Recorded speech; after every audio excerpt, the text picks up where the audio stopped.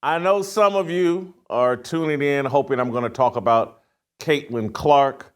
She's being bullied. But those of you that really know me and follow the show, you know I have no choice about what we're going to talk about today. Roll Call 2.0 was amazing. I had high expectations for Roll Call. It exceeded all of my expectations. We have to talk about it. I have to share with you all what happened this weekend in Nashville. It's exactly what I needed to have happen to re-energize me, to refocus me, to invigorate me, to just confirm that we're on the right path here at Fearless. Man, I can't wait to share with you all clips and highlights of what happened. Kevin Donahue is going to be in studio with me to talk about it. He was at Roll Call 1. He was at Roll Call 2. You guys know he's a friend of the show. Don't go anywhere. Roll Call 2.0, amazing. We're going to recap it all today on Fearless.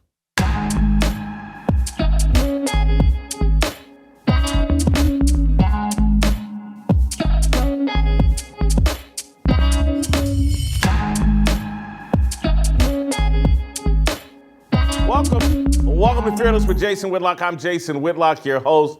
Happy Monday. Oh, I'm so glad you joined me. I'm not gonna lie, I'm unshaven today, and I'm still recovering from Roll Call 2.0. I'm recovering physically, it drained me. I'm recovering emotionally, it drained me. I'm recovering just from the joy. You know, you get tired. It was almost like winning a Super Bowl. You put all this work into the season and you get to the Super Bowl and it goes just how you hope it would go. You win in a blowout and then you just sit back and go, oh my God, that was amazing. How did I do that? And then the pain starts setting in like, oh, I did that with a lot of hard work. And that's what we did here at Fearless. My team really came through for me and us. I loved Roll Call 1. But it does not even come close to comparing to what we pulled off this past weekend. It was awesome. If you're a Blaze TV subscriber, you can watch the entirety of Roll Call 2.0. Just go to blazetv.com/fearless. Use the promo code fearless, and you can save $20 on your yearly subscription. And I hope and I know that many of you Blaze subscribers watched Roll Call on Saturday. I'm sorry for those of y'all that couldn't see all 5, 6, 7 hours of it, from Voddie Baucham all the way to E.W. Jackson with John Rich, Jeffrey Steele, and John Cooper mixed in between, with Tamara Conrad and Tay Lewis mixed in between, with Vince Everett Ellison, Alan Jackson, Anthony Walker, Mark Robinson. It was incredible. I'm on such a high, and so I want to thank our sponsors from Roll Call, but also want to thank our great friends at Good Ranchers. This episode is brought to you by Good Ranchers. Use my promo code FEARLESS at goodranchers.com, and with your subscription, you can claim free bacon for life and support veterans this Father's Day. I'm Kevin, am I exaggerating how good Roll Call was? No, it was spectacular. So congratulations, first of all, and thank you, because you pulled this off. I mean, we pulled this off. I know, but the idea came out of you, right? Yes. And the people came because of you and your leadership. But yeah, the team did a great job. It was spectacular. And I've been a wreck. I did not sleep all week leading into Roll Call. And I mean, literally on, I believe, Wednesday and Thursday, I did not sleep. And maybe I should have brought Butter on today, because he could attest. I had to go to Butter's house because he was making some music for me, and I had to go on back-to-back days, and I was embarrassed because the second day I showed up, I was in the exact same clothes that I was in the day before because I had not slept. Yeah. And I told Butter, I was like, keep your wife upstairs, Emily. I don't want to see Tug and Hutch, his 2 kids, because I'm embarrassed. They're gonna be like, what's the matter with Whitlock? He's got the same clothes on from yesterday. Is he homeless, Daddy? But anyway, we poured our hearts into Roll Call, and I thanked my team on Saturday. I've thanked them over social media, only because I want to share so much content with you all today. I'm not going to spend all the necessary time that I need to spend thanking people. I'll try to probably get to that tomorrow, because we'll talk a little bit more about roll call even tomorrow, but we'll move on. But today, I just got to share with you all what happened. And Kevin, I'm asking this sincerely. Should I start with a highlight from a speaker, or should I start with a highlight from the music?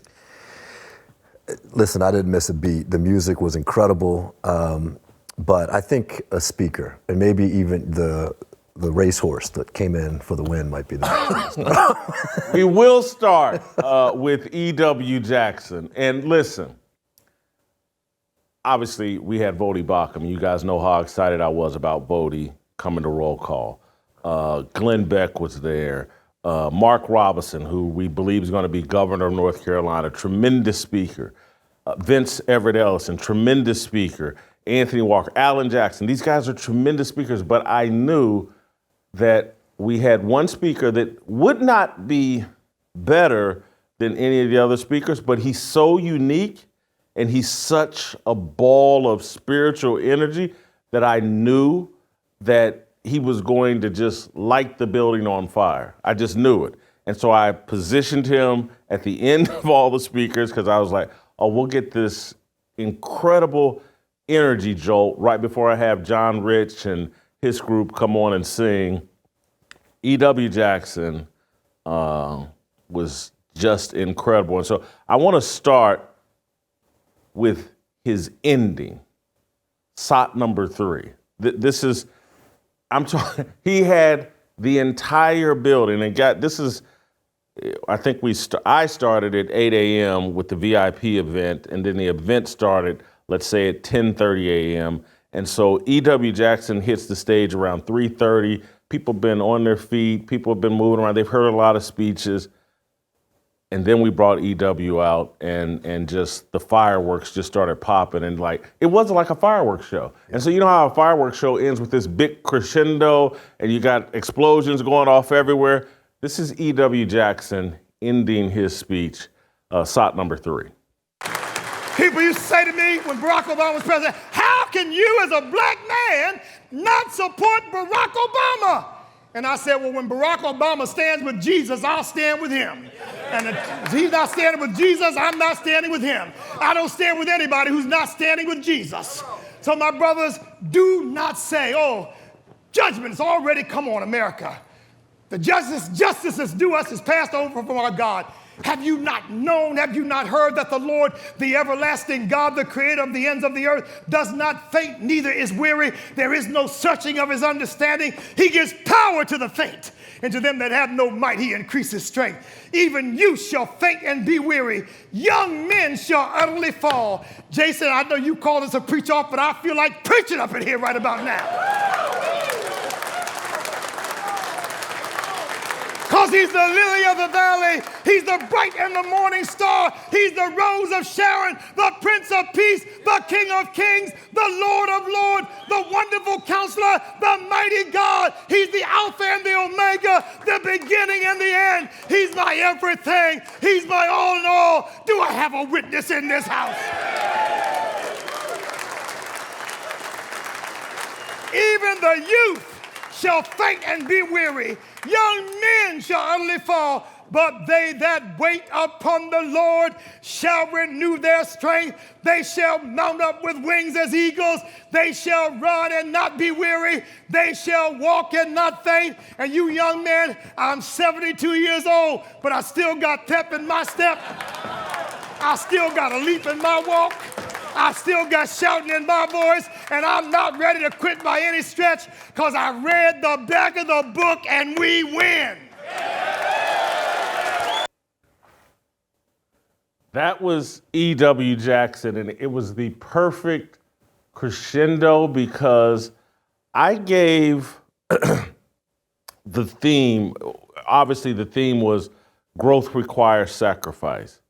And then working with Butter, as I referenced to y'all, and having some music made at the last minute, just to buttress my point and to really hammer the theme, I ended the event talking about the need for fearless men to embrace being notorious.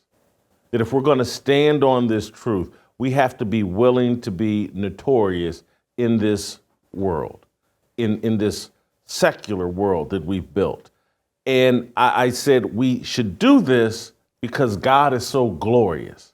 Why not be notorious? Do you not understand that Paul and Peter and all the disciples were notorious? And so if we're going to be Christians, we have to be willing to be notorious. God is that glorious. And he's already told us the ending. We are victorious.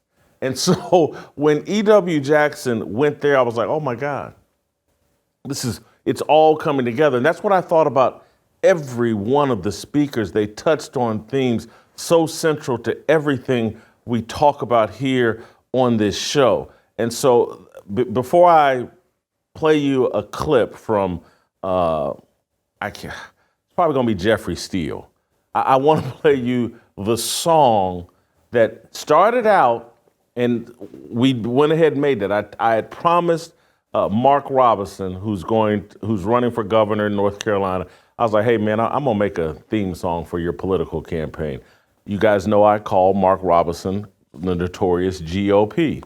And that's where this idea came from. So I want to share with you all the song I made for Mark Robinson that eventually I transitioned into basically the song for Roll Call, and we're going to start using it on the show on a daily basis, certainly a weekly basis, but probably a daily basis. But I want to start with, this is SOT 18.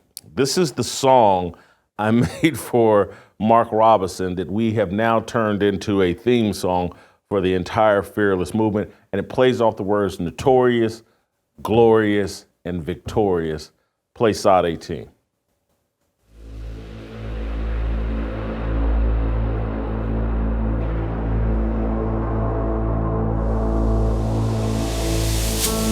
Notorious, glorious, victorious.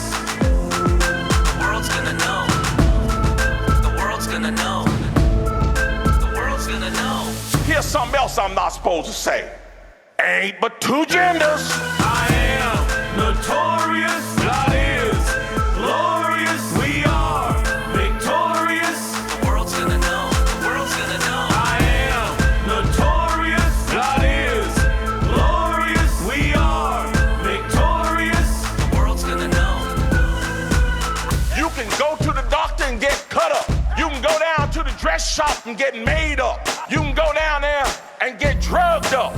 But at the end of the day, you were just a drugged up, dressed up, made up, cut up, man or woman. You ain't changed what God put in you. Notorious, glorious, victorious. The world's gonna know. The world's gonna know. I am notorious. God is glorious. We are victorious. Yeah, I said it and I mean it.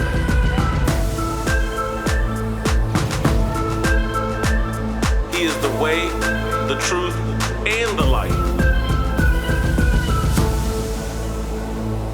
So that's the song I brought Mark Robinson out on stage to speak. And man, did he deliver. Now, he was not the opening speaker, but that was the song we brought out Mark Robinson to. And so I want to play SOT number 6. This is a portion of Mark Robinson's speech, SOT 6.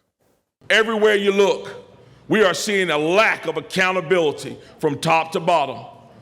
People have lost their way, particularly menfolk have lost their way. They've forgotten the place that God has placed them in. You know, I got in a lot of trouble back home because I said that God calls men to be leaders. Now, in that phrase, people got mad and said, well, you don't think women can be leaders. That ain't what I said. You do not understand the English language. I said God calls men to be the leader. That means when it's time to go to church, who should be in the car, warming the car for the family to come get in the car? When it's time to go to Bible study, who should be the first one with the Bible headed towards the door? When the fight starts, who should be the one standing out front saying, if you are going to get my wife, if you are going to get my children, you have to go through me. And trust me, if you go through me, the next step is my wife. And oh boy, you don't want that.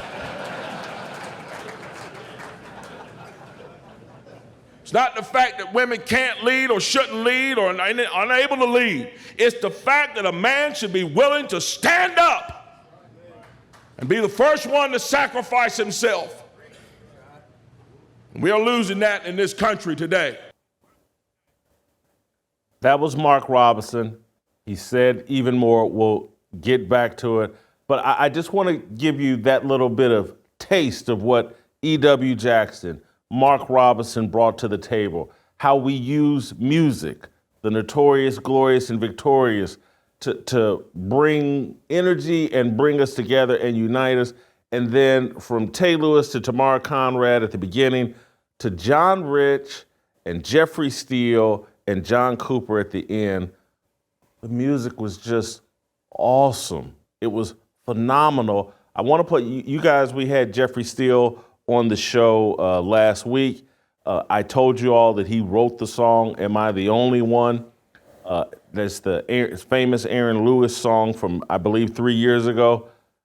Jeffrey Steele's version of the song that he wrote is incredible, and he performed it live.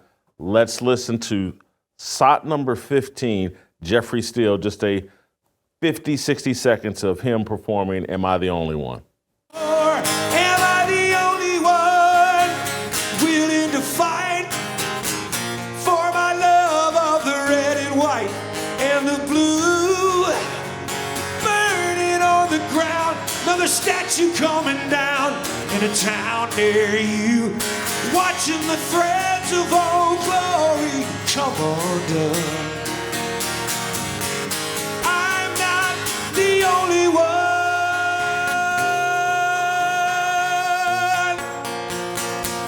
I can't be the only one.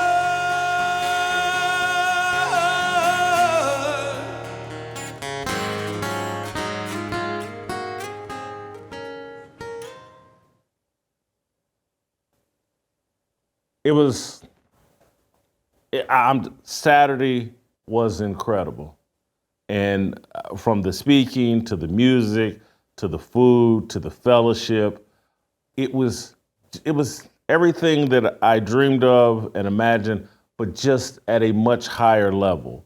And to those of you that weren't able to attend, those of you that don't have a Blaze TV subscription, weren't able to watch, I'm sorry. You need a Blaze TV subscription. You need to be at Roll Call 3.0. You have to get involved. We can't sit on the sidelines and do nothing. We have to be involved in the culture in order to change the culture. I got some more clips I'm going to play and use some of them to delve into a deeper discussion about and to hammer some of these points that we always hammer on this show. But before we do that, I want to thank one of our great sponsors, Nugenix. I'm going to level with you guys. Getting old, it's not great. One day you wake up, you just don't feel like yourself, low energy, feeling cranky, even problems in the bedroom. Turns out these symptoms are a result of lower testosterone. Now there's a solution. Nugenix Total T, made with a powerful testosterone booster. Nugenix Total T ignites the fire inside to get you feeling like yourself again. With hundreds of 5-star reviews from real customers, Nugenix Total T really works. The product is now new and improved with Tesnor, a testosterone-boosting extract that increases vitality, adds stamina, and wipes out everyday fatigue. Get back to a better you with Nugenix Total T. Turn back the clock and feel like a younger you with Nugenix Total T testosterone booster with Tesnor. Get your complimentary sample now by texting Fearless to 231-231 and try before you buy.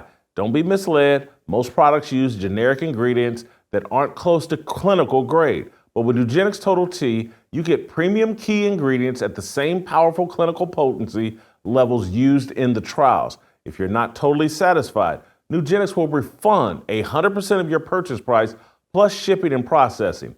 Get a complimentary bottle of Nugenix Total T when you text Fearless to 231-231. Text now and we'll add in a bottle of Nugenix Thermo X, our most powerful fat incinerator on the house. Just text Fearless to 231-231. That's Nugenix Total T and Nugenix Thermo X on us. Just pay shipping and handling. Texting enrolls you into reoccurring automated text messages. Consent not required to purchase.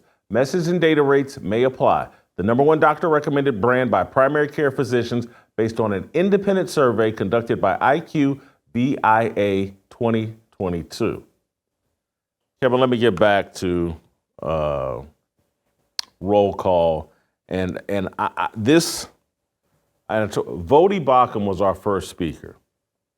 After we did the VIP event, I hosted a panel about entrepreneurship, and Tay and Tamara did some singing. We went right into roll call and starting out with the best foot we could put forward, and that's Voddie Baucham, one of the great evangelist disciples of today. And I had given everybody a direction to go. And I got to thank these guys for allowing me to do that. And anybody that's listened to the show or listened to me over the years, what I say about great leaders is all of them are great followers first. And so the ability to follow is an indication of your ability to lead. And I just hats off to all these guys. These are major players and speakers. Again, Mark Robinson's going to be the governor of North Carolina. I think he'll be a presidential candidate in 2028. Voddie Baucham, Alan Jackson, Anthony Walker, E.W. Jackson. These guys are ministers that lead flocks and have egos that they're justified in having. But they accepted my direction. And Voddie accepted my direction. And then I don't know if God told him to, or his instincts told him to, or it's just what Voddie does. Man, he delivered a 30-minute speech sermon that so convicted me.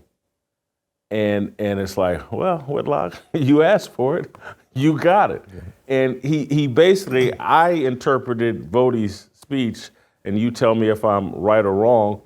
Hey, you're not a real man until you're married. Yeah. And I'm sitting there listening to this, and I'm just, because I have to be honest, Voddie's my favorite minister. I don't know, that's probably not good or bad. I don't know what it is, but he is my favorite minister. And you invite him to come speak, you bring him to come speak, and he delivers a sermon that convicts you, because I'm sitting back there listening to it, and I've just got to take it. Yeah. And it's accurate, and I needed to be convicted in that way. But he tied it to a much, and he didn't call me out by name. He's just giving his speech. But he talked about this war that's going on marriage, that's how they're actually emasculating men, by making us not want to get married, and by the attack on the most sacred covenant a man and woman can enter into, and that's their marriage. And anyway, here's Voddie Baucham, SOT number 4, talking about the war on marriage. There's a passage of scripture that I've been ruminating on for a long time. But as I think about this war on manhood in our culture, I think about it from the perspective of Ephesians chapter 5. There's a war on manhood in our culture, but particularly there's also a war on marriage in our culture. Why the war on marriage? Not every man is married, although most men do eventually marry, but not every man is married. So why would you have to have a war on marriage to have a war on manhood? I believe because it is the most full-orbed expression of what it really means to be a man. It doesn't mean this, a man who's not married is not really a man. Amen? That doesn't mean that. But when we think about manhood in its totality, you have to think about it in the context of the God who made us in his image, the God who made us male and female, the God who gave us male and female as these corresponding parts, the God who looked at Adam and said, it is not good for the man to be alone. I'm gonna help him. Amen. One of the boys said, God looked at him and said, you need some help. And we do. And from that standpoint, this war against manhood and this war against marriage is essentially a war against the God who created us in his image. Kevin, that hit me like a ton of bricks. Yeah. As a married man, how did it hit you? He's right. Marriage is the ultimate challenge. It causes you to get deeper in your faith. It causes you to take responsibility. It causes you to stop thinking about yourself and think about the other person. It's the ultimate call to manhood. He's absolutely right. So, I told you something personally before the show. Don't want the details on what I told you before the show, but so imagine listening to that sermon and then feeling the push or pressure is not the right word, but the opportunity, maybe the opportunity pressure. That's why it's hit me. That's why I brought it up to you. The best speeches and the best sermons will cause us to look internally and look at the patterns that we're living and cause us to mess up those patterns. So I thought he did a great job bringing that to the forefront, because this was a conference for men, a conference about manhood. And what's the ultimate expression of manhood is sacrificing yourself, stop being selfish, and give yourself to someone else completely. In this case, he's talking about marriage, the marriage between a man and a woman. And so yeah, I mean, I didn't get married till I was 44 years old. So it took me a while. People used to ask me, when are you gonna settle down? And I always came back with the coy little line, I don't settle down, I settle up, And I say I did. I waited for my wife. I prayed for my wife. And boy, what a privilege it is, because it's not, sometimes we look at responsibility as a burden. And it's not a burden, it's a privilege. I get to provide for my wife. I get to protect my wife. I get to be a husband to my wife, and man, am I lucky.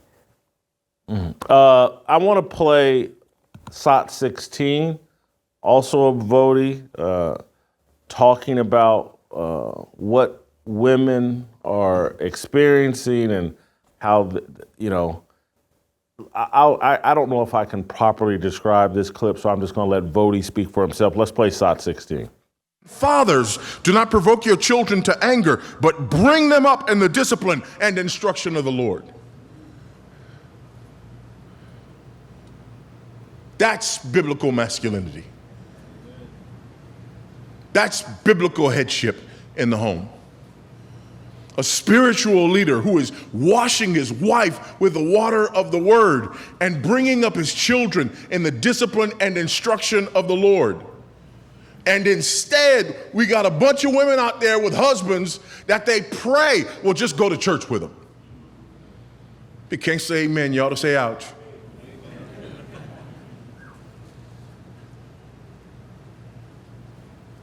We got young women growing up in church, bringing home knuckleheads who don't know Jesus from the man in the moon. And fathers who are all right with it if he's good on the ball field and got money in his billfold. Because we have also devalued manhood, devalued masculinity, devalued real biblical male headship. And our grandchildren pay the price for it. because they're not being raised by godly, spiritual men, but by boys who can't put away boyish games.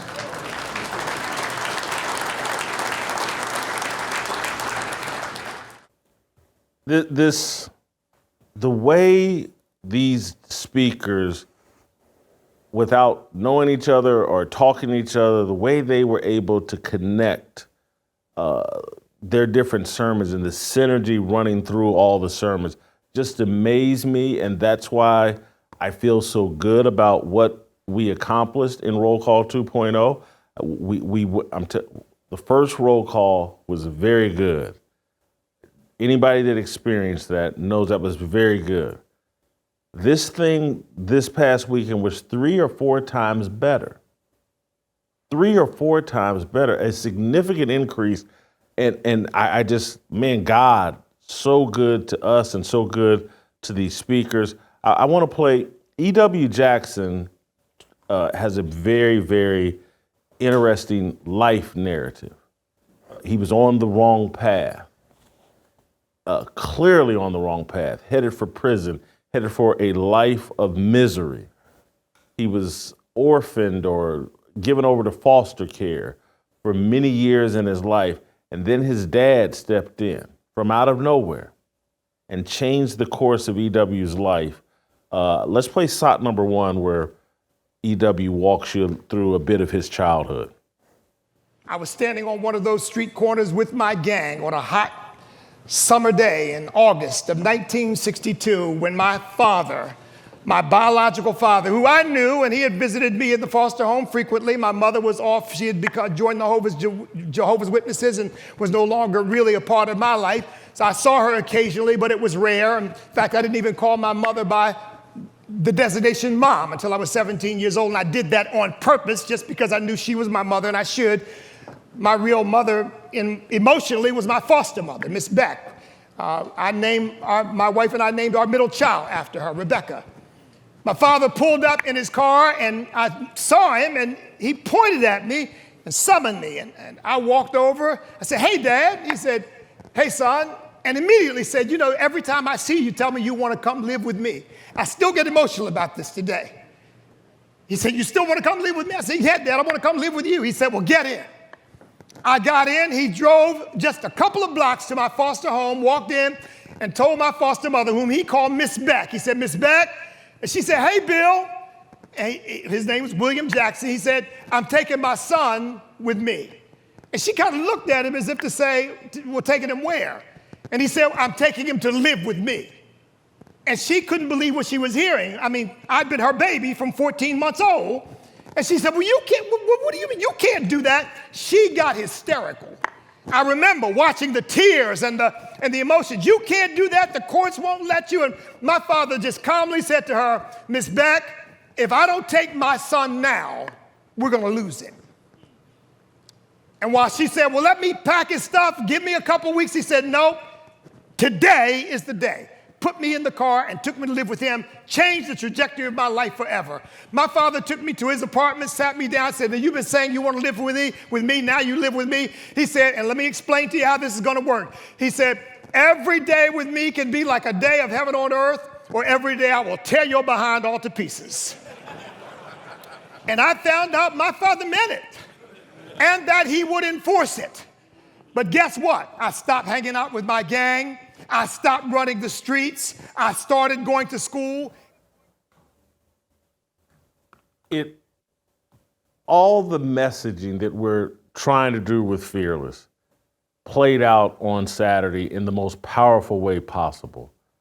Men taking responsibility for what they created and taking responsibility of just obeying God and living up to the roles that we're supposed to have.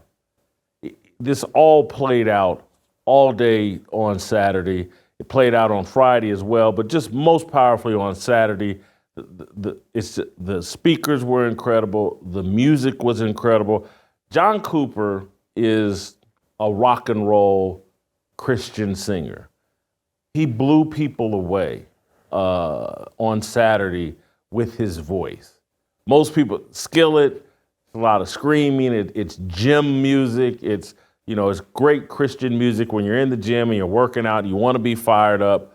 But John Cooper showed some range on Saturday that I think some people didn't think he had.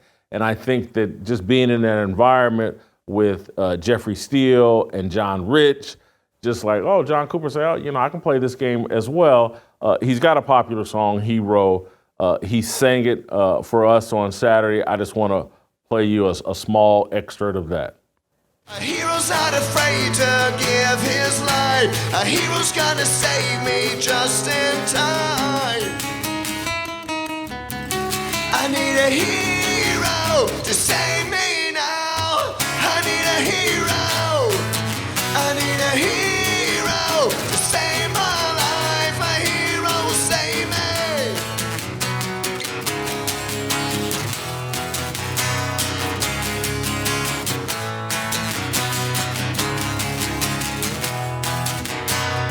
I need a hero. I need a hero. A hero's gonna save me just in time.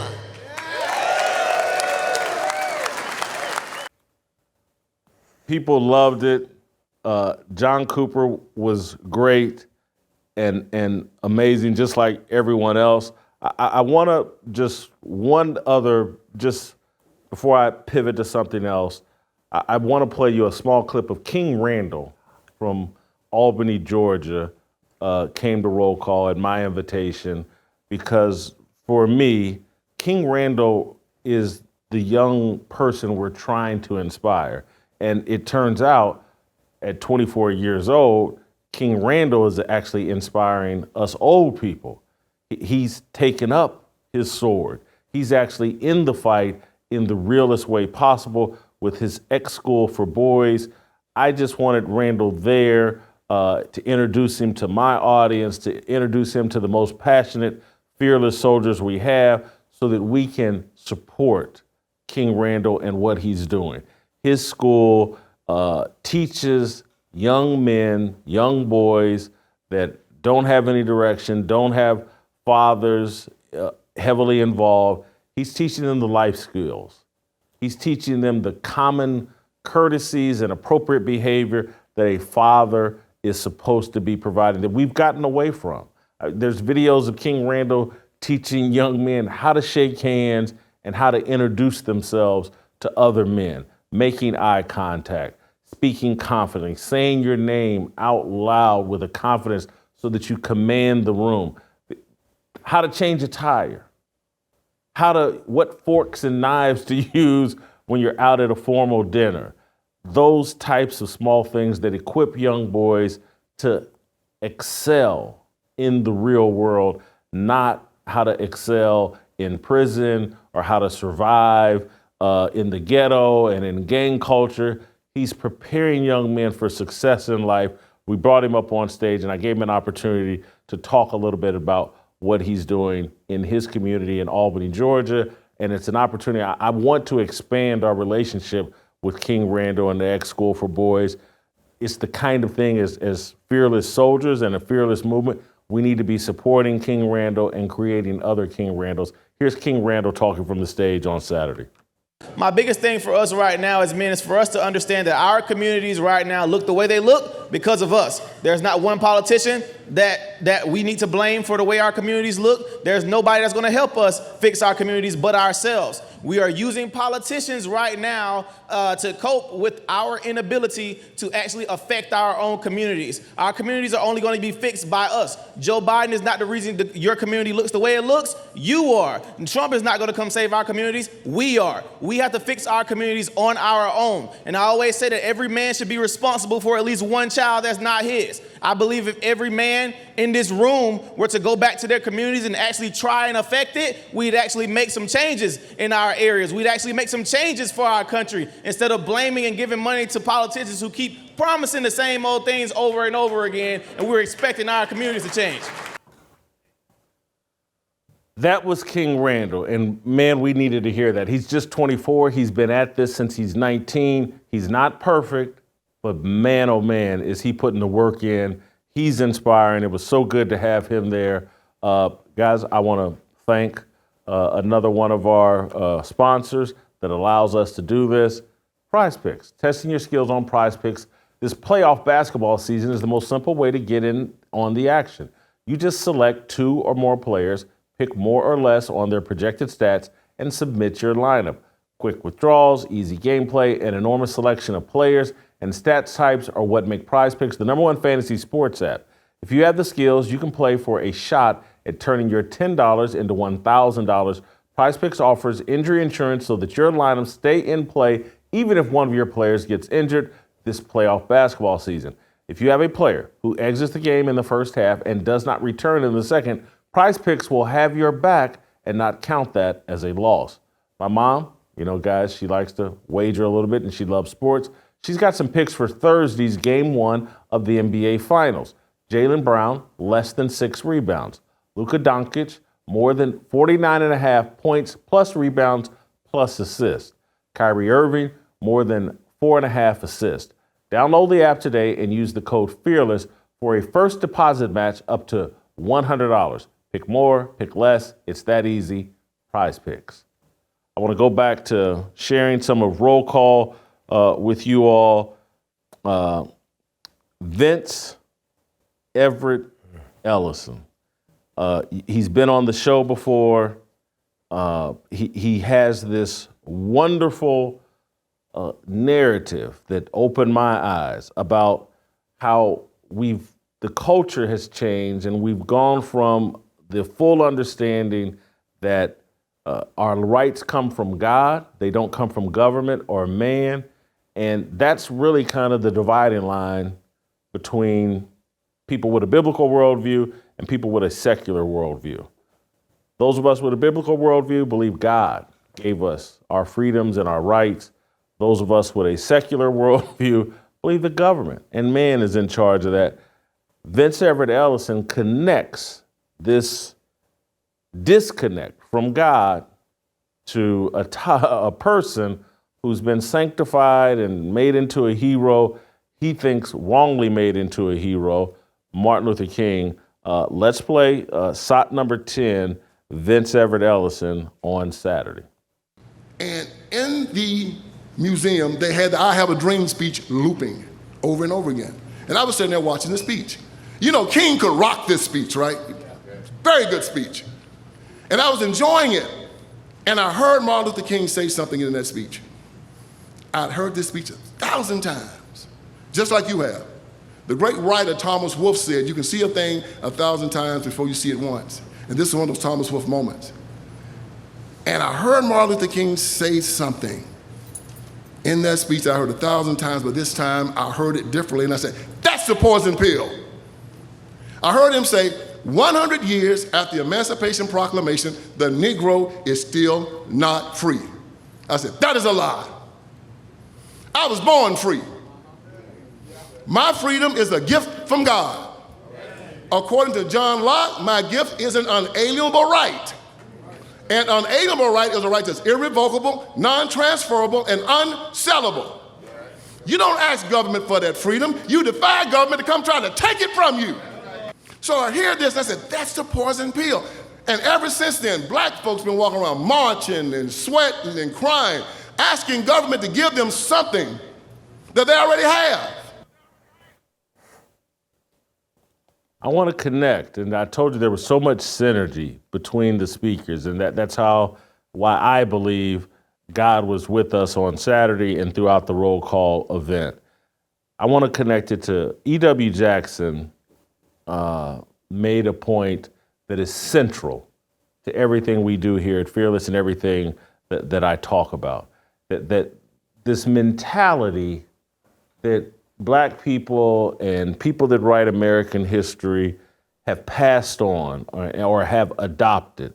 That like, oh my God, what a curse. We were brought here, black people, we were brought here in chains and as slaves. This is horrible. And we're owed a debt because we were brought here in chains. I have a completely different belief system, point of view, narrative, worldview on black people, African people being brought here to America And it mirrors what E.W. Jackson is about to unpack in this clip. Let's play shot number 2. Every single one of you here is here by divine appointment.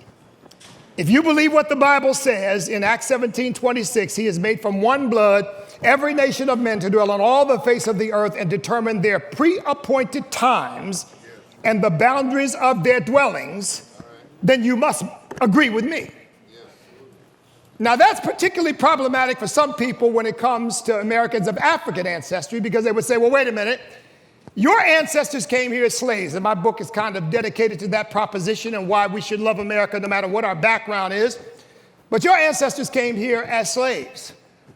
But I tell people, if your ancestors came here because of the potato famine in Ireland, or they came here because of oppression in Italy, or they came here because of wars and upheavals in Germany, however they came here because the hand of God was upon the situation, engineering where he wanted you to be at this particular time. So I tell people, I am not here because my ancestors were sold into slavery. I am here by divine appointment, and that's just the vehicle that God happened to use to get me here.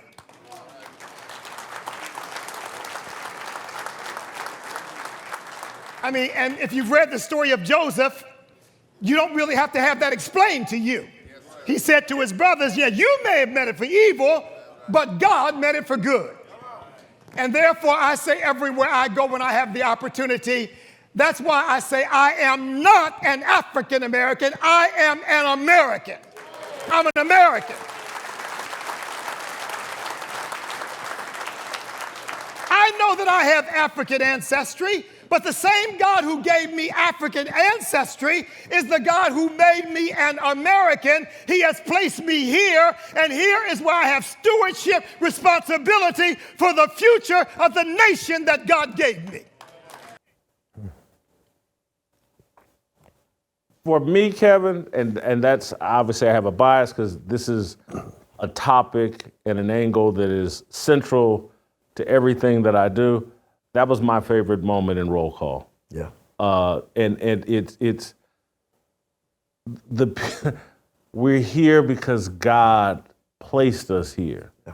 And the whole, the intentions may have been evil, but God's purpose for even allowing that to happen was for the greater good. And I keep continuing to argue on this show that the Black American journey in America is what helped this country propel itself to greatness. Yes. The call for, hey, you got to live up to these things you say in the Declaration of Independence and in the Constitution, in the First and Second Amendment, that we all share a creator. That's what made America great. And if you remove Black Americans, there is not that pressure on America to live up to those ideas that were expressed in our founding documents. And America never becomes the envy of the world and the greatest destination for everybody around the globe without Black people being brought here as slaves and then demanding our citizenship and full humanity. We were the fuel to make this country great. That to me, for me, that was the most profound and the moment that, I was like, oh man, I'm so glad I brought E.W. Jackson. Yeah, what a perspective. And, he mentions Joseph in the Bible. Joseph says God has used evil for good. So God uses all of these things for his own perspective. But it's what a perspective to have. Like wherever I am in the world, I'm here because God has placed me here. Like right now I'm sitting here because God has me here. So how can I make a difference? Instead of worrying about my past, right? God, someone else's past. Or someone else's past, right? Yeah. Exactly, yeah. Right. And so what a beautiful perspective. And I think I'm going to take that on more and more, that I'm here right now for a very specific reason, and God has placed me here. And when I talk about the brilliance of a biblical worldview, right, people don't understand that all of this victimhood that is preached from the pulpit, right, that's not a biblical worldview. He just expressed a biblical worldview. I'm here because this is where God wants me to be, and now I have an opportunity to do his work right where I'm at. And this whole push to young black, you're here because you're a victim, because these people are evil, and you should be angry about it. And something happened to someone 150 years ago, 70 years ago, 75 years, whatever, and you must seek retribution for that, rather than look at how can I make things better? How can I be a better asset to God? How can I bring a kingdom mentality and vision to where I'm at right now? And rather than bitterness and entitlement, and I'm owed something, and boy, if I don't get reparations, and you know, what's so funny here, and I'm gonna just slightly lighten up the conversation, but I'm making a real point. Muhammad Ali, years ago, said something that in jest, but it was real. And he said, man, thank God my great granddaddy and them got on that boat, or something like that. That's about being in America. And this is, I think, when he went over to fight George Foreman in Africa. And he made the comment like, whoa, boy, thank God my ancestors got on that boat. Muhammad Ali is saying this in the early 1970s, late 1960s, that he recognized, like, no, it's a blessing to be over here in America. Right. I could be over here, and I won't have the opportunity that I have here in America. I won't have the style of life, or just all the advances that we have here in America, and to see generations follow in behind Muhammad Ali and act like, oh, I'm cursed because I'm here in America. It's just a silly, dishonest worldview, in my opinion. And so I was just completely thrilled. I want to squeeze in, because we're going to bring Delano and Shemica on as well to get their thoughts on roll call. But I want to play another clip from Mark Robinson, where he gave advice to politicians. What type of politicians should we be looking for? What should be the mentality of politicians? Let's play Mark Robinson. I believe it's SOT number 7. Let me tell you something about your elected officials. Ask them why they want to be an elected official and see what they say. Then let me tell you what they should say. What they should say is this: I don't want to be an elected official. I don't want to be. You see, the key word in that is want. Want.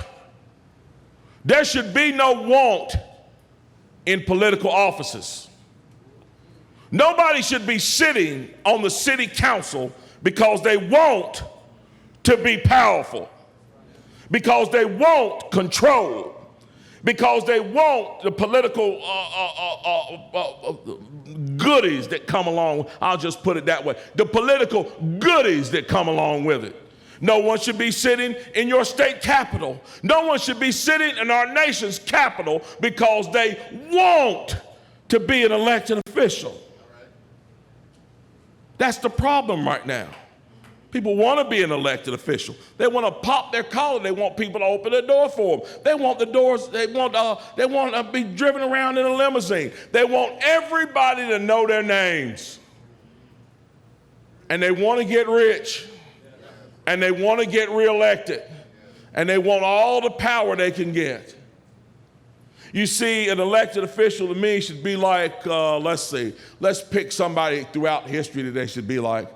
Let's pick out a young man on June the 6th, 1944, in a Higgins boat. How many of y'all know what a Higgins boat is? One of them landing craft headed toward Normandy Beach, the Normandy Beach head. Now, I want you to imagine that young man inside that landing craft. I want you to imagine your ability to go to that young man and ask that young man, why in the world do you want to do this? And imagine what that young man would say to you. He would say, I don't want to do this. But you see, back home, the Japanese bombed Pearl Harbor. And Hitler is murdering his way across Europe. I'm not here because I want to be. I'm here because I have to be. It is my duty as an American, as a man, as a Christian to be here to serve, even if it means laying down my life. That needs to be the attitude of our elected officials in this nation. Nailed it. Awesome. I want to play one other clip before we bring Shemica and Delano on, get their thoughts, some of their reflections from this weekend. John Rich has a new song coming out in July. It's called Revelations. It's amazing. I heard this song 2 or 3 months ago. He sent it to me and a few other folks. I think he's going to debut it on Tucker Carlson's show sometime in July. He played it for us live Saturday. It's amazing. You know John Rich from Big and Rich, if you know his music, this is a different style of John Rich.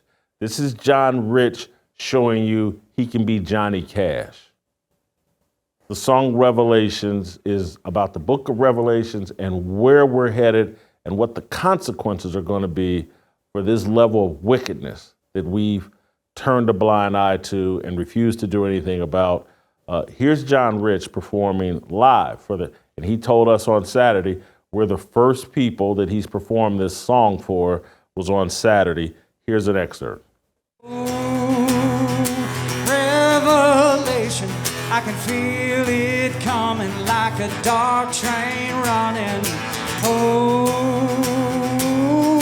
get ready, 'cause the king is coming. The king is coming back again.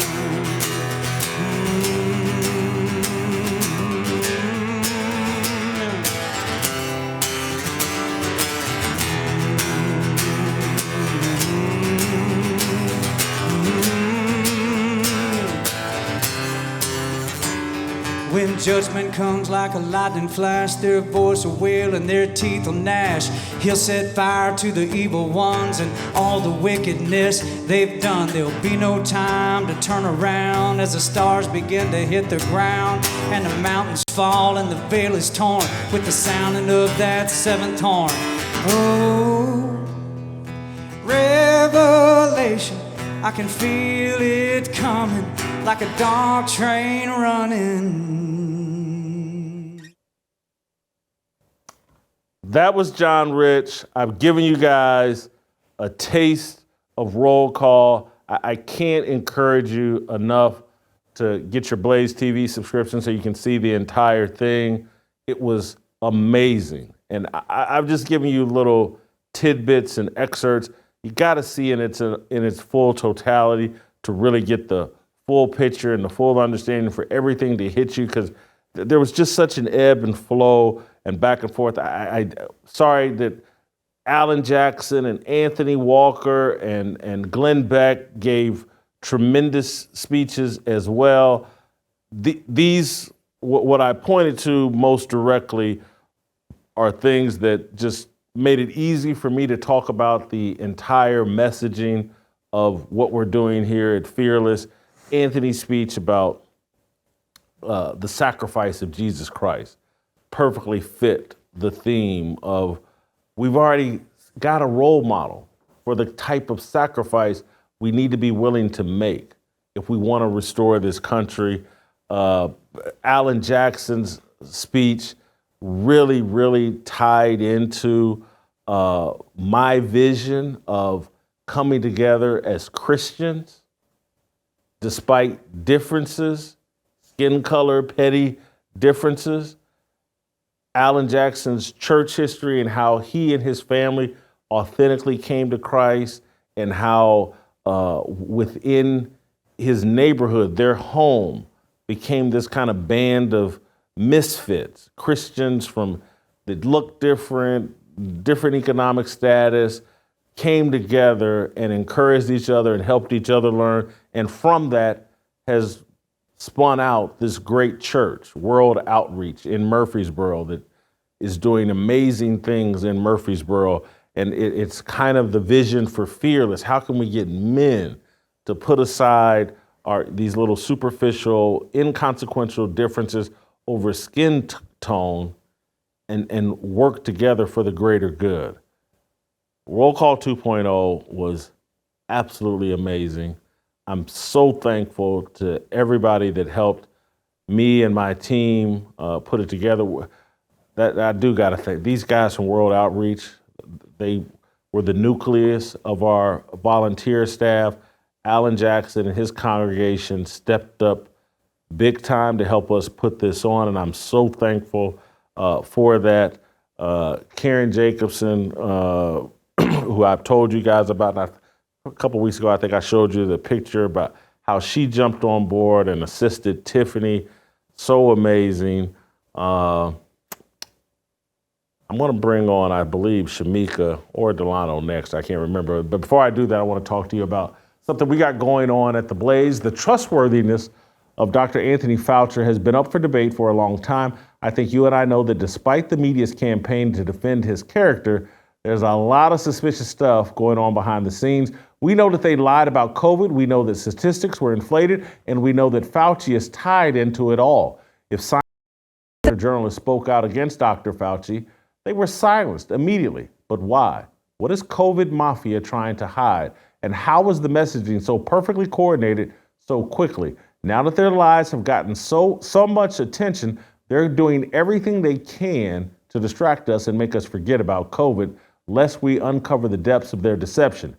You didn't forget how these policies and pandemic changed our nation and your day-to-day lives. We haven't forgotten about it either. We're still dealing with the repercussions today. That's why we teamed up with Free the People to release The Cover-Up, a docu-series available now on Blaze TV. It exposes Fauci for what he is, a liar. Fauci is scheduled to testify on June 3rd with the House Committee on Oversight and Accountability, and you need to watch The Cover-Up so that you can see the lies he spread to the American people before he testifies. We want you to be armed with the truth before Dr. Fauci and the rest of them try to distort the facts. So go to FauciCoverup.com/Whitlock and use the code FauciLied to get $30 off on your annual Blaze subscription to Blaze TV. Delano Squires, Professor D, next.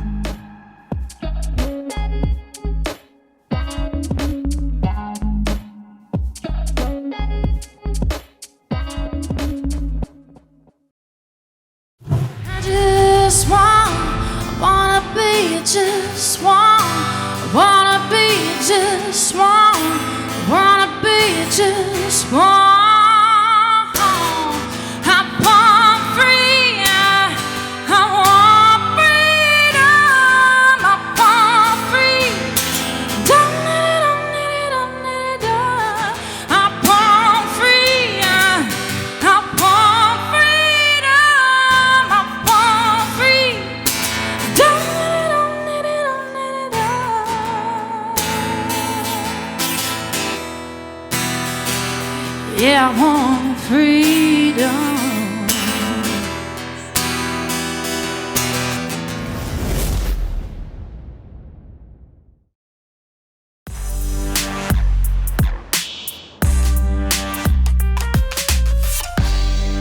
All right, welcome back. As promised, time for some Professor D. Delano Squires was here with us in Nashville all weekend, shaking hands and well, I wasn't kissing any babies. But anyway, he was shaking hands and greeting everybody and was a big part of the success of the weekend. And so Delano was here last year with us, here this year. Delano, I feel like, man, we really stepped it up. I thought the music this year was tremendous and certainly elevated. And I think that E.W. Jackson and Voddie and Mark Robinson and all the speakers just had a great synergy and touched on a lot of issues that I know are near and dear to your heart and near and dear to what we do here at Fearless. Starting with, and you know, I had to raise my hand and say, I asked for Voddie, I begged for Voddie, I wanted Voddie, I treated him like a superstar, and the man came up on stage and called me out, not by name, but I was sitting there listening to that, and I said, well, Jason, you got exactly what you deserve. You wanted the best, you got the best, and he said that manhood, I interpret it as like, you can't really be a full-grown man unless you're married. And that was probably a kick in the gut that I needed. Anyway, your thoughts? Yeah, I agree with you, Jason. I mean, this weekend was phenomenal. And I'm actually glad I didn't speak, because trying to follow any of those men probably would have done some damage to my self-esteem. So I'll just stick to writing, which I'm good at. But yeah, it was a great weekend. Met a lot of good guys. I even talked to a guy who, listens to the show, is a big fan of the show. And we even got on a conversation about his current relationship situation and saying, hey, you're living with a woman, you guys have children together, you're playing house, why don't you go on and marry her, right? So being able to have those types of conversations are the things that I really appreciate. And yes, Voddie got us kicked off and I think set the tone to a significant degree for the rest of the day. And I love what he said about how society defines manhood by the bedroom, the ball field, and the billfold, as opposed to how the Bible defines manhood, and particularly the spiritual responsibility that a husband has for his wife and his children. And I think, again, that sort of set the tone for the day, and almost every other speaker hit on one of those elements at some point in their speech.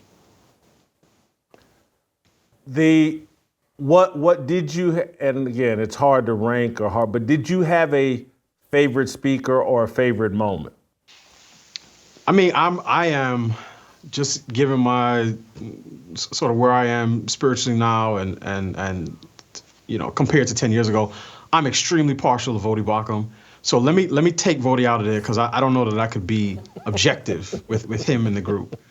I think it's hard, because there were so many great, I mean, everyone who spoke, I think it's clear why you invited them to speak there.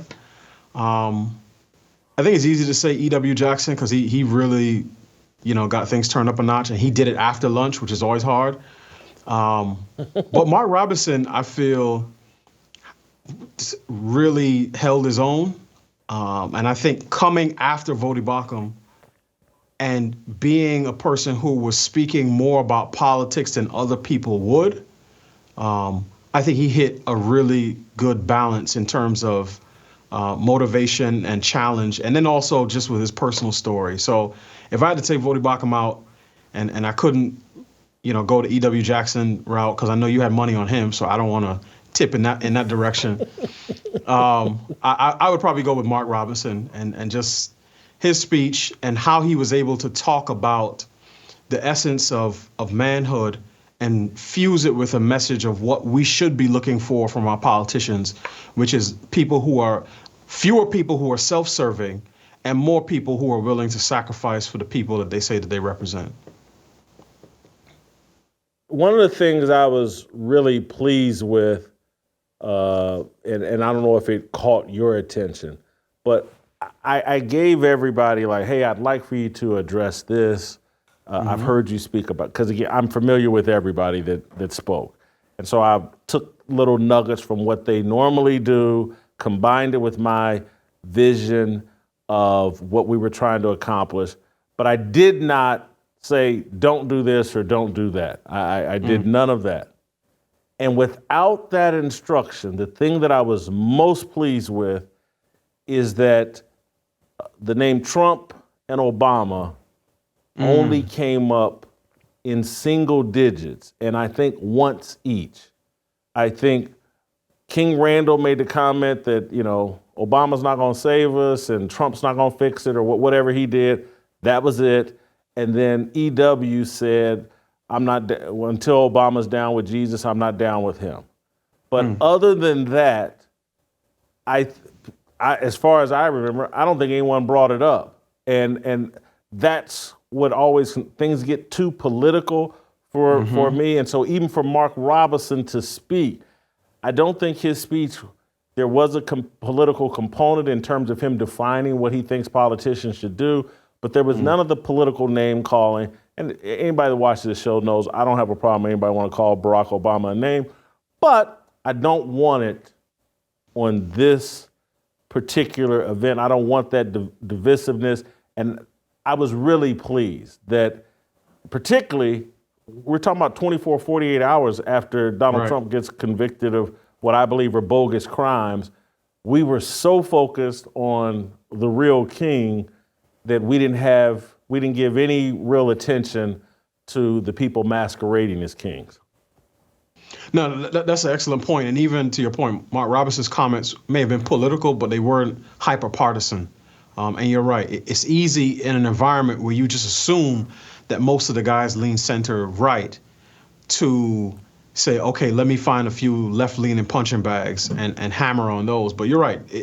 The day was so focused on men and what we need to be and what we need to do for ourselves, for our families, for our communities, that there wasn't much time for a lot of the political mudslinging. And I do think that that's a great thing, because I think one of the problems, both on the left and the right, is so much of our lives, our personal lives, is subsumed by politics. It's infused in the sports, it's infused in pop culture and entertainment, movies, music, in terms of corporate America, right? We're right in the beginning of June, and everybody knows, okay, this is LGBT propaganda month, or Abomination Awareness Month, as I like to call it, or as I will be calling it. And and at a certain point, it's just like, okay, is there one area of life for 5 minutes where we can talk about something without politics being sort of injected right in the middle of it? And I feel like that definitely was pulled off on Saturday. And I would say that it was about transformation. And the problem is when we get into the politics, there's no difference making. It's just emotion. And what I found, every single speaker, it was transformative. I could actually take what they said, apply it to my life, and live differently based on what they said. I got to give myself, I got to give God credit that the speakers and the music and just the moment were so powerful that I didn't jump to one of my pet issues, because I was very aware and in my head was going to make a comment about, hey, this is first day of Pride Month, and I was going to take some pot shots at the Alphabet Crew, but I didn't do it. And trust me, it was my intention to do so, but I believe God did not want me to, and so I didn't do it. I just, because again, when you shine a bright light, you don't even look at the darkness, or you don't really think about the darkness. You just think, how can I keep the light going and this energy going? And so, trust me, it was my plan to, take some pot shots and say it's first day of Pride Month, but we here and blah, blah, blah, and, pound my chest.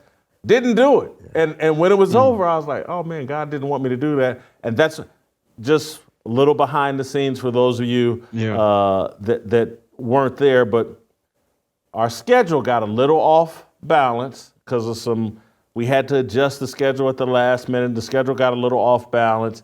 And I made a decision at the end because I'm giving the last speech. But I sat there in such awe of what was done before me. And because of the schedule, I was like, oh, I'm really not needed here. I don't need to come at the end of this and try to Bigfoot or show, well, yeah, I know these guys are the best in the business, but let me show you what I can do. I just like, well, these guys said most of the stuff I want to say. Let me tell you a little about Notorious, Glorious, and Victorious, and we'll see you next year, guys. And that was sincere self-awareness of like, Voddie and Alan Jackson and Anthony had laid out scripture and the good news, and it quoted about that, like, these are professionals. And EW is professional as well, but EW had taken us to such an emotional high that I was like, I can't do that either. No reason. Just let me get out of this. So I showed some humility that I wasn't expecting to show, and so it was not me. Normally in that type of moment, I got my friends there from out of town, and so for some of them, it's not their first experience with the show, but it was their first experience with roll call. And I can be a bit of a ham. And like, oh, stage, let me go. So I showed a little growth there, and it was probably because Voddie came right out of the box and put me in my place and said, hey, the guy hosting it, he's still got some work to do if he wants to be a real man like the rest of us. So let's keep him in prayer. But let me ask this other thing, and Delano, I'm gonna put a white guy in the frying pan here. Okay. A white Catholic guy. That's right. Catholic. You know how organized and stiff Catholic churches are. What did you think of E.W. Jackson? Was that your first experience with the stereotypical black church? Come on, man. I've been to Creflo Dollar revivals in Richmond, Virginia, where I was the only white guy in the frying pan. Hey, you're certified then. No. Yeah, exactly.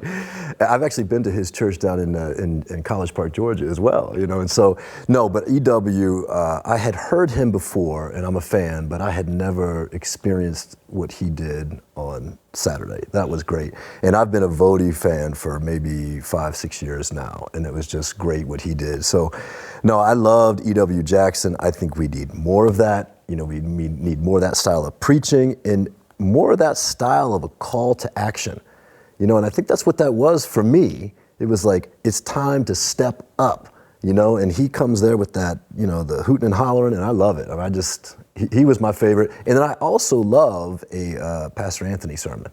I've been to his church too, down in Murfreesboro a few times.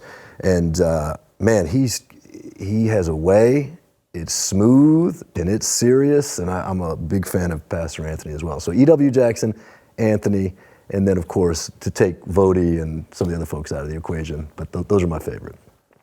Delano, how do you think, if we'll pretend like Kevin's not in the room and we're just two black guys, man, what do you think the white boys thought of E.W.? I mean, everyone seemed to obviously enjoy his remarks, and one of the things that is not lost on me is that obviously even though E.W. Jackson has sort of the cadence and style of what people think of in terms of a black preacher, when you are someone who is sort of coded as conservative, he probably has a lot more experience talking in front of white audiences than we would realize. And I think it's one of those things where, a lot of people are drawn to that sort of magnetic form of delivery. But the great thing about him and all the speakers honestly wasn't just the delivery, right? It was the substance. And I think, Jason, as you were talking about you sort of laying off the alphabet mafia for a few hours, the one word that I was thinking about as you were speaking is the word responsibility. And I think responsibility is what separates boys from men. And one of the problems I think that we have as a culture is that everyone in every part of the sort of ecosystem is constantly looking for someone else to blame for their troubles.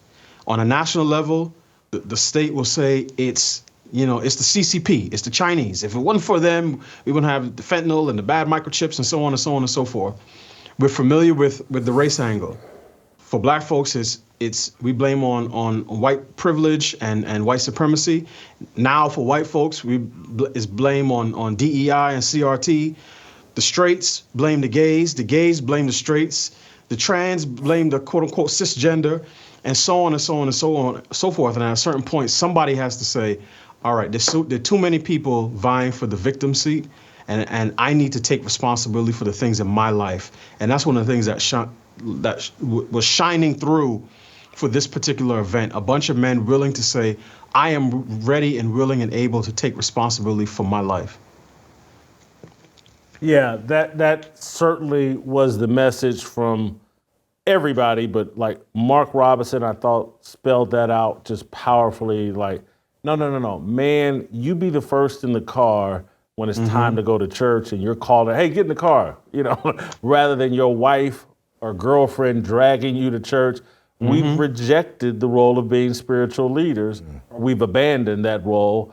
And so I thought all of that was powerful, and that was a way of saying, no, it's our problem. Well, there's a call to action for a now and a future. And Delano has a phrase, and Delano, just correct me, it's something about, I'm the father of my granddaughter's mother or something like that. How do you say it? Yeah. I tell people something- that I'm raising my grandchildren's parents. That's it. That's exactly it. And so it's not about taking responsibility now only.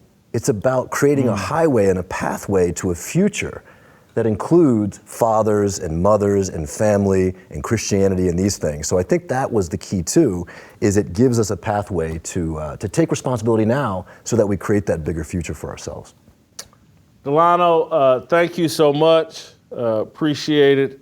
We're going to bring on, thank you. We're going to bring Shemica Michelle into the conversation, but I want to end on this note and get your thoughts, because I went into this with a plan of, hey, here we're going to be our marching orders for Fearless, moving into the next year, the next 12 months or so, before the next roll call. And so if last year it was about, hey, I want you listening to gospel music in the morning to tune your heart, want you talking about Jesus, finding a way to talk about Jesus in your everyday conversation every day, and want you to start wearing your Christian identity.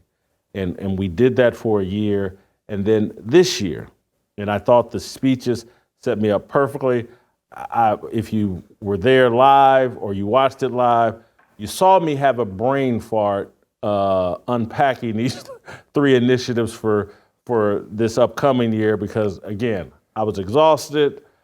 I don't want to make excuses. But I was exhausted, and I cried during half of E.W. Jackson's sermon, and I cried during some other ones, and then John Rich and those guys were so proud. I was just and then I messed up the Covenant Eyes video and introduced it as anyway. Look, I unpacked it awkwardly. I had a brain fart, but this year, for those of you that are following along, and we're going to do some initiatives to require those of you that want to call yourselves fearless soldiers. I need you more involved. I need you at our Wednesday prayer calls, and it won't just end there with prayer calls. There are actions I'm going to need fearless soldiers to take over this next 12 months that help us grow this thing, and I'm calling it the human algorithm. And so this is part of our 3 steps over the next 12 months that I want those of you doing. I need you to be more participatory in the fearless movement. These algorithms are against us. Quite frankly, we talk about Jesus too much to be supported by YouTube and some of these other platforms. And so the only way to be a disruptor is if our followers actually get involved in the promotion of this movement and of this show. So, and I'm calling it a human algorithm. We need to build one. And so I'm going to need you to participate. The other initiative for this year is I want you all right along with me and Mark Robinson. I don't know if you noticed that in the Mark Robinson clips we played. The man is on a weight loss journey. He talked about from the stage that he was nearly 400 pounds. He had a 62-inch waist. He's down to a 44-inch waist. He's on a weight loss journey right along with me, and we all need to be getting in better shape. And so my simple ask, 15 minutes of exercise and movement every day from those of us in this movement. That's part 2. And then the most important thing, I think, we'll call it 3, but it's most important.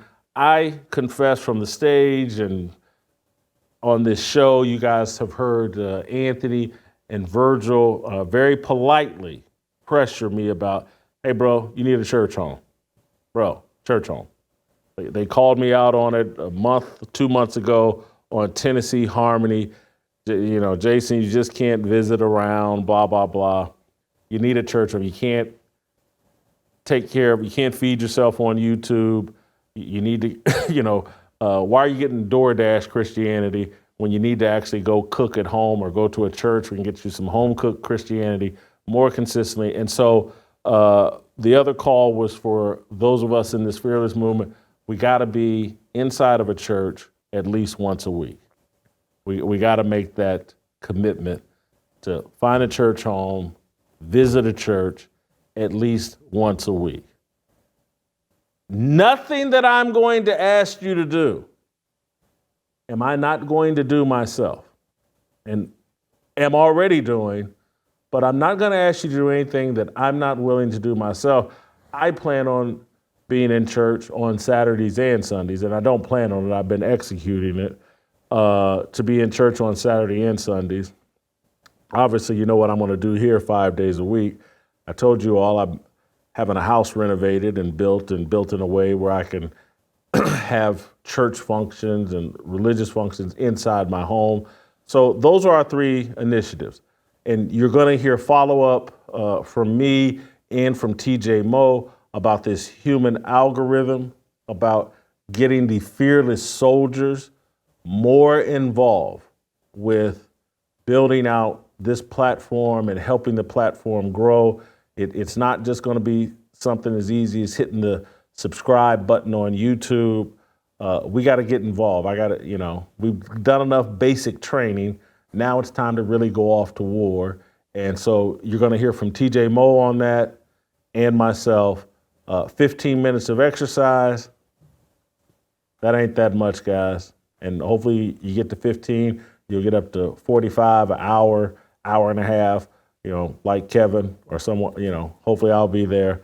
And then we're going to be in church on Saturday and Sunday, Saturday or Sunday or all. We're going to be in church once a week. And we're going to find church homes. So, Shemica Michelle, next.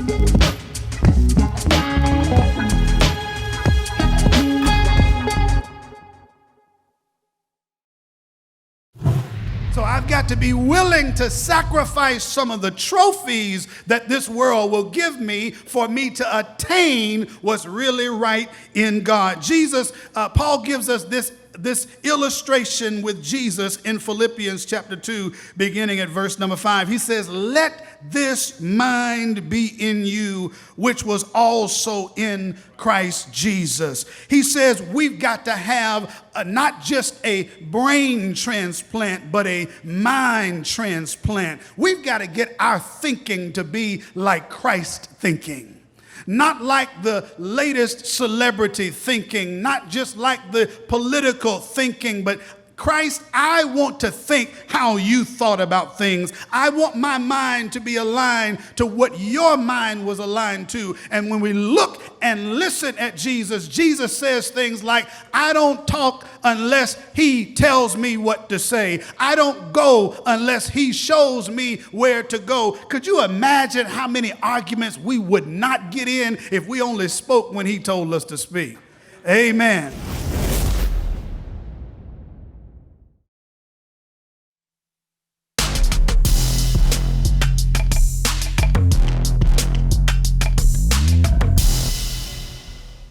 All right, welcome back.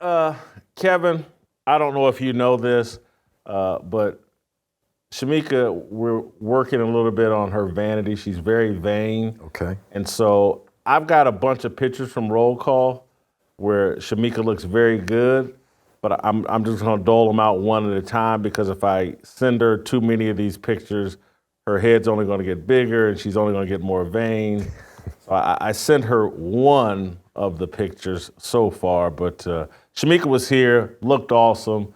Everybody loved. See the smile on her face. She can't even pretend to be modest. She just, But anyway, Shemica, man, it was good to have you in town. I know that the Fearless Soldiers enjoyed it. She had a long receiving line. It was like she was the queen of the Fearless Army, and everybody getting to meet. And so she brought her A game. Anyway, Shemica, your thoughts on Roll Call 2.0. I just thought it was awesome, Jason, just to see the amount of men coming together to encourage one another, to support one another in being men is just an awesome sight to see. Like, I remember when Farrakhan did the Million Man March or whatever, but I wasn't there in person. To actually be in person at Roll Call and to see the men be so excited about God and about men, it almost brings brings tears to your eyes. Them wanting to take responsibility and accountability for who they are and what they actually do in this lifetime.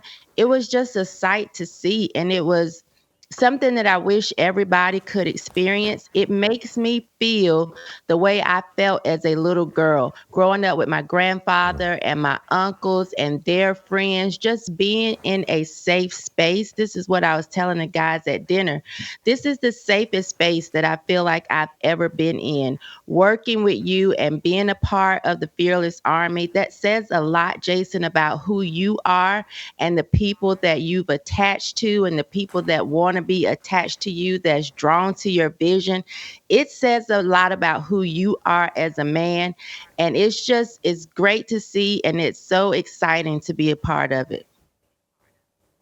Well, I will apologize because a few of my friends from Ball State that I go way, way back, they came, and I was glad that they came so we could spray them down with some Christianity and get some of the filth up off of them. I hope that, no, these guys are great. And actually, like Tim Walton was here in town, and he was our best player. He was a linebacker. And this dude read his Bible every day at practice. Every day before practice, he would read his Bible. These guys further along in their walk than me. But yeah, it is edifying and enjoyable. And it's just like a reminder. Because again, when you start meeting people, well, I'm from Hawaii, I'm from Michigan, I'm from Boston, I'm from here. And then I was here last year. Some guy was like, hey, I was here last year, but you won't remember me because I lost 120 pounds. Here's a picture of me from last year. And I'm saying like, holy cow, this is amazing. But not to dismiss last year, because last year was great. And you always need that first step so you can take an even bigger second step. But I think we took 2 or 3 or 4 steps further than we did from last year. And I know it's hard to tell me that I'm wrong here or what I'm putting you in a tough spot. But Shemica, do you not agree? And Kevin, I just thought it was significantly improved from a year ago. Yes, I absolutely think it improved. It was more organized. I think people, they came in with a greater expectation because they saw how last year went. So they came even hungrier and more thirsty for the word and just the experience itself. So I think each year is going to grow as people hear about it, more people talk about it. People are going to want to be there. So I definitely think it was at least 75% better than last year. When it comes to your Ball State people, I'm going to keep it cute. But I will say, it was good to actually meet people that knew you when. And we had a really good conversation about how people come at you online and say that you don't like Black people or you're a coon and you didn't grow up around Black people. It was good to sit there and laugh about that with people who actually did know you and who did grow up with you and who did know how Black you are and how much you love Black people. That was a really great conversation to have. So I'm glad that they were there and I got to meet them. And it was just an awesome experience. Let me just say this. I'm going to stay in the lighthearted joking mode, but there is some seriousness. I was prepared. I had a water hose. I was afraid I was going to have to spray Paris McCurdy and yourself with a water hose. I was really worried about. Paris is 6'7". He was our best basketball player at Ball State, and I was a bit concerned that Shemica and him would make eye contact and there would be problems. But it looks like you survived. I survived. Well, it was a safe space, as Shemica said. It was a safe space. But here's what's interesting, because this was the underlying theme that I noticed it was fatherhood. Right, Shemica just mentioned her grandfather, but because fatherhood leads to grandfatherhood, leads to great-grandfatherhood.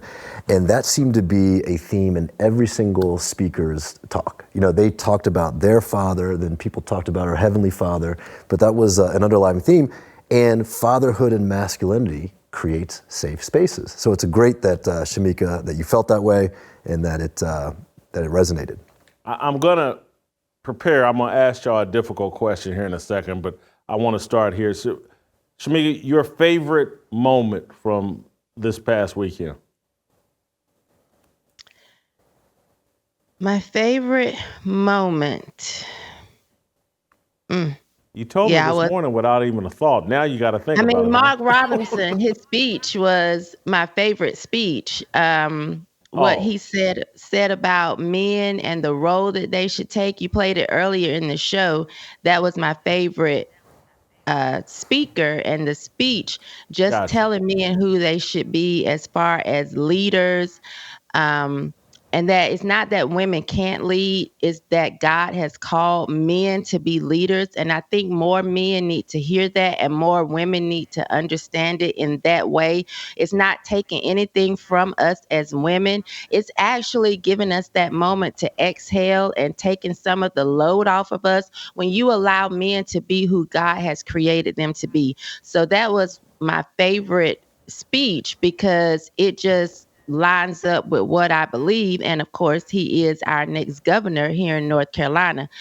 One of the things, though, that I would say was my favorite parts of this weekend was just getting to meet all of the people in the Fearless Army, the guys that came up and said, I appreciate you. You know, my wife loves you. We want to encourage you to continue speaking out and doing what you're doing. And we love the way you carry yourself. And you're so funny.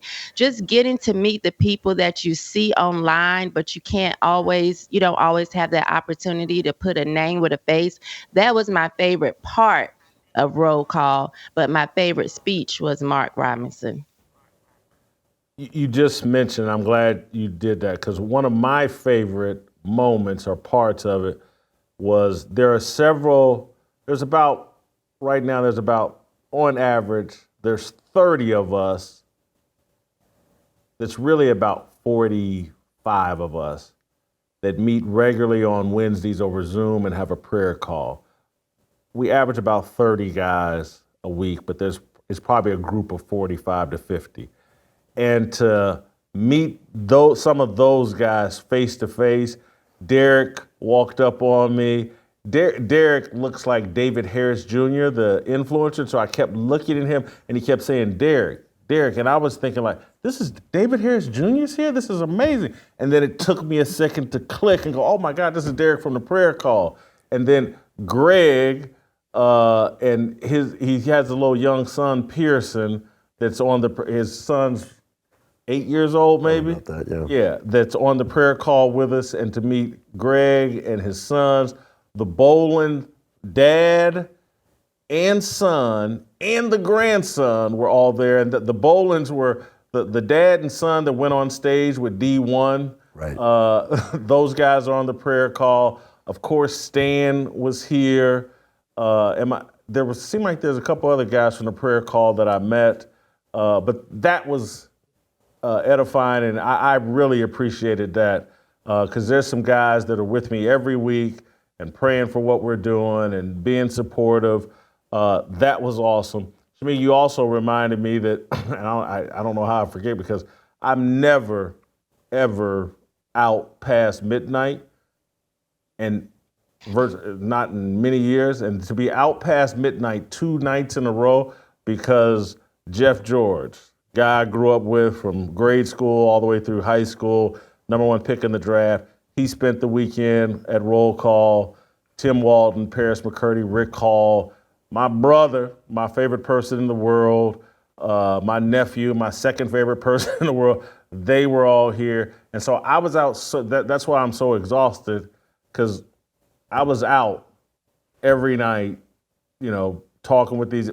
Mark Schlereth, 3-time Super Bowl champion, Jeff George and I, and Daryl Carter, who's a great supporter and sponsor of the show, played basketball at Michigan. My brother, Tim Walden. We were out probably till 1 a.m., I believe, Friday night, just talking after the VIP event. That was all great. And then we all went to dinner. Tim Floyd and these basketball coaches that came. Oh, yeah. Amazing. Enjoyed all of that. Here's the question I promised that I wanted to ask you all and as I'm thinking about the next roll call, is there a way that not on Saturday and not during the meat of Saturday, but if we, and it already is a 2-day event, but if we make it more of a 2-day event, is there a way, or would it ruin it if we involve women on Friday night's VIP event, maybe made it a little longer? I'm thinking about bringing in a comedian, make it a bit more fun on Friday, and then have roll call on Saturday, but then also have a formal dinner on Saturday for guys and their wives. So, women can hang with their husbands on Friday at the VIP event. On Saturday, we're gonna have the men's summit, and then Saturday night, come back around and have a formal dinner for husbands and wives, or whoever your date is. Would that ruin roll call or help roll call? Well, now that you bring it up, I think it would be interesting to have a women's event alongside. So maybe Shemica could lead the women's event that was separate, and then maybe come back for a dinner and discuss, hey, what were some of the breakthroughs that you got? What were some of the distinctions that you discovered? And then have that type of discussion. I mean, would it ruin it? I don't think so. It'd be hard to ruin this event. I mean, it's got pretty great momentum. But, I always think it's good to have a men's event be a men's event, and then have a women's event alongside it. And, Shemica, might be a good leadership opportunity for her. Shemica, your thoughts? Yeah, I was going to echo what Kevin was saying. I think that you should leave roll call the way it is. Don't really allow the women to come in and, get in the men's space like that. But to have something alongside, because so many women I've seen ask for it, like, what about roll call for the women? And so if they could be like in a separate space, having something going on for them that's dedicated to them the same way roll call is dedicated to the men, and just encouraging them in their masculinity and the roles that they're supposed to take in Christ and in this earth realm, I think would be a great thing to have. But I wouldn't say that they have to actually be mixed in, because sometimes, as you've said before, men kind of change the way they talk or how relaxed they may be when the woman is around. So I do think that dinner would be nice, but if I would say anything, it would be to have it alongside, but still separate, like maybe in separate rooms or whatever. Yeah, something we've done in the past, I participated with the Make-A-Wish Foundation out in Phoenix, Arizona, and they would have a gala. And it was an event that everyone looked forward to. The women got dressed up in gowns and the men wore tuxes, and it was a really nice event. It raised a lot of money, so maybe something for like a preborn, or something to raise money, and you people can buy a table. I remember buying a table at the Make-A-Wish Foundation event in Phoenix. It's a big event that everyone wants to go to, so that would be something interesting too, because the women get to be feminine and dressed up and be beautiful, and the men get to escort them into this gala. So I don't know, just some ideas. To me, the reason I'm thinking of it and leaning this direction, it just has to do with how good I thought the music was. Oh, right. And when I hear good music, I want to share it with a woman. Me and a bunch of guys, and again, worship music, I'm perfectly, and we had plenty of good worship music. But what John Rich and those guys brought to the table, I'd rather share that with a woman than just a group of guys. And I just feel like it's an opportunity to perhaps make it easier for guys to come if their wife is here in Nashville with them doing something else while we're doing the men's summit. But then at night, like you're talking about, an excuse to get dressed up. Right. And then I can have live music performed specifically for that event. I think that's a can't miss opportunity. I had some guys come up and make a point to me about like, hey man, could you thank my wife for allowing me to go? And I had guys come up and say that their wives bought them the ticket, and they're hoping, hey, that I get back and I'll be energized and more. And so I am going to keep the men's thing, whether or not I try to put on an event for women beyond like, hey, come to dinner with your guy or come to the Friday night VIP where a little comedy show and socializing or whatever. But I don't know if I'm qualified to in any way be directing or even advising someone on how to operate something specifically for women. I'm good. Ladies, I'll say this for any ladies out there listening. You guys can tell your wives. My advice would be, hey, from Saturday until from 10 a.m. to 4 p.m. or whatever it is, I'm going to advise the guys to hand over their credit cards to you, and you can go do whatever you want on my authority with that credit card, and he can't complain about it. That would be the incentive I would offer to the women, that I'll give you a 10 a.m. to 4 p.m. window to spend as much of his money as possible, and then come have dinner with him later that night. Maybe that would be my advice for the women. But Shemica, thank you so much for being here, and you made the event more beautiful, and we appreciate it. Thank you. I love the idea of doing something where we dress up. You like that idea? I love that idea. We don't get to dress up much, so I think that's perfect. Yeah, we will definitely do that. Thank you, Shemica. That's, I think, it for today. We'll play Tamara, who was here and did an amazing job. So I hear tomorrow. That means we'll see you tomorrow. Freedom, looking for a breakout, feeling like a standoff, nothing in life like freedom. Came in like a fighter, striking like a ladder, making all these moves for freedom. I want freedom. No negotiation, my sister, no relation, we all just wanna have freedom. Sitting on a corner, never been alone, I'm breaking my back for freedom. Blessed, we are living, get back, we are receiving, all deceiving, we all wanna be free. We want freedom. I wanna be,